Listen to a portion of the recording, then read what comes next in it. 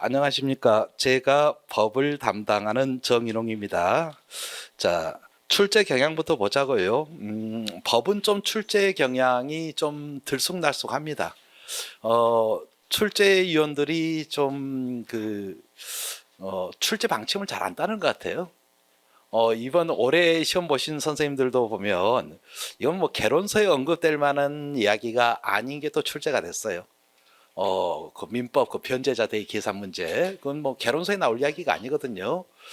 전공 수업에서도 그렇게 비중이 높게 다루는 것도 아니에요. 이게 민법 전공서에 보면 설명이 그렇게 긴 부분도 아닙니다. 그게 나왔는데 왜 냈나 생각해 보니까 문제를 보니까 법조문이 있어요.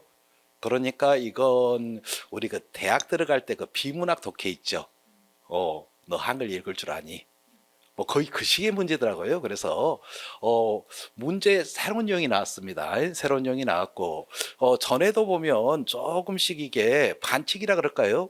분명히 공식적으로 말하기는 법학 개론 수준에서 낸다. 그런데 그 넘는 문제들이 꽤 있습니다. 전에 생각났던 게 그 공법 문제, 형법 문제 전에 몇 년 전에 나왔던 거 그런 것도 보면 좀 이건 개론 문제가 아니거든요. 좀 들쑥날쑥합니다. 근데 또 어떤 문제는 굉장히 쉬워요. 이건 좀 대입에서 정치화법 선택한 고3 애들도 풀 수 있겠다 이런 문제도 나옵니다. 좀 들쑥날쑥이에요. 그래서 이게 좀 감을 잡기 좀 힘들다 이런 특징이 있습니다. 어, 상당히 그 임용해서 법학을 강의하는 제 입장에서는 고민이 많아요.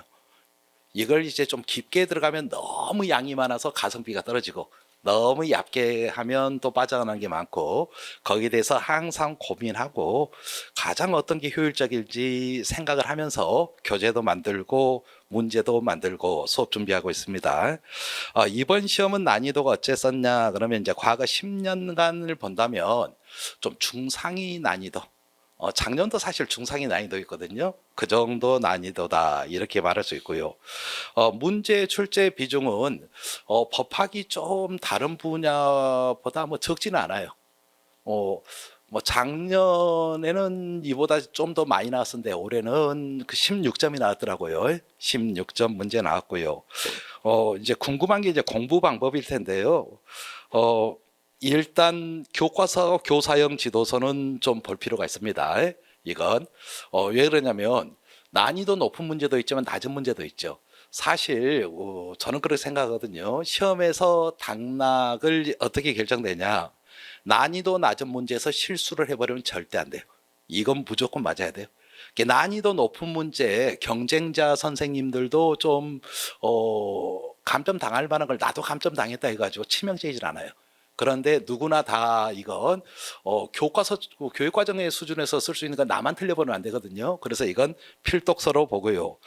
그 다음에 이제 가로치고 2번에 용어 개념을 정확히 파악해라 그런데 우리 이제 그 예비 교사 선생님들이니까 그 교육학이라든지 사회과 교육학 지식이 있을 거예요. 우리 이제 개념이 그 구체적 개념, 추상적 개념 이런 이야기 하잖아요. 법학에서 쓰는 개념들은 이건 추상적 개념이에요. 눈에 보이는 개념이 아니죠. 그렇죠? 그래서 우리 이제 개념 학습 그 교육학이나 사회과 교육학에서 배우셨을 거예요. 이거 이제 그 원형 모형으로 접근하냐, 속성 모형으로 접근하냐 했을 때 책에서 저도 보고 공부한 건데 교육학 공부를 나름대로 하다가 제가 법학과 출신이거든요. 교원 임용 강의를 하다 보니까 필요해서 교육학을 강의도 듣고 좀 공부 좀 했습니다. 그래서 이제 교육학 이야기를 선생님들한테 저기 법학과 출신이 하기에 좀 민망하긴 한데 저도 공부했으니까 용감하게 이야기하자면 법학 개념 추상적 개념이에요. 추상적 개념은 원형 모형이 맞아요. 그럼 원형이 뭐냐? 그럼 티피컬 타입이잖아요. 그럼 또 우리 선생님들이 또 사회학 공부도 하잖아요. 티피컬 타입이라는 게 현실에 존재하는 겁니까? 존재하는 개념이 아니에요.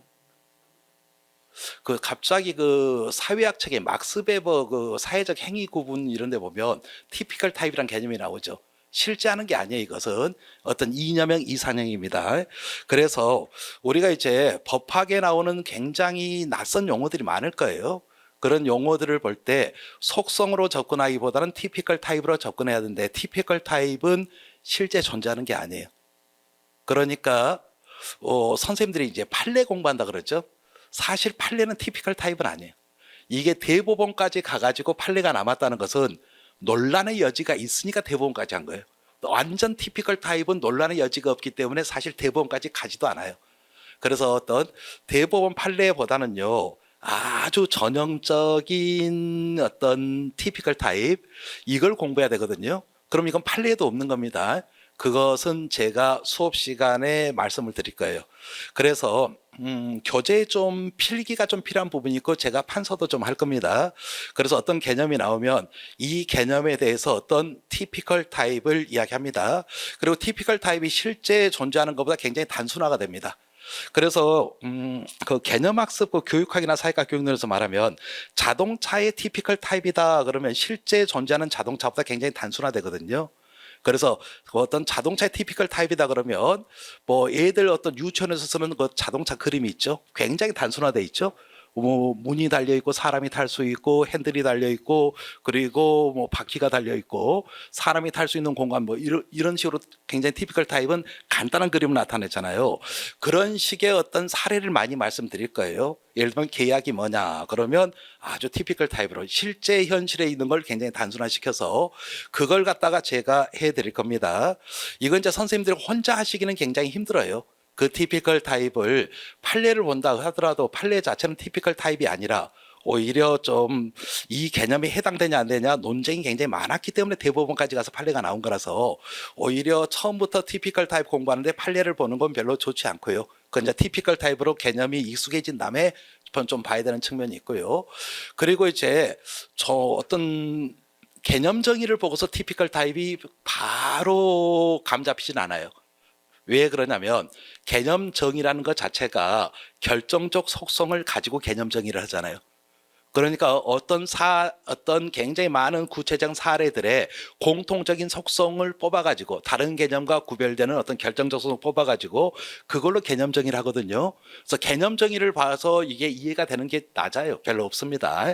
드뭅니다. 그래서 제가 그런 것들 위주로 수업을 쭉 해드릴 거예요.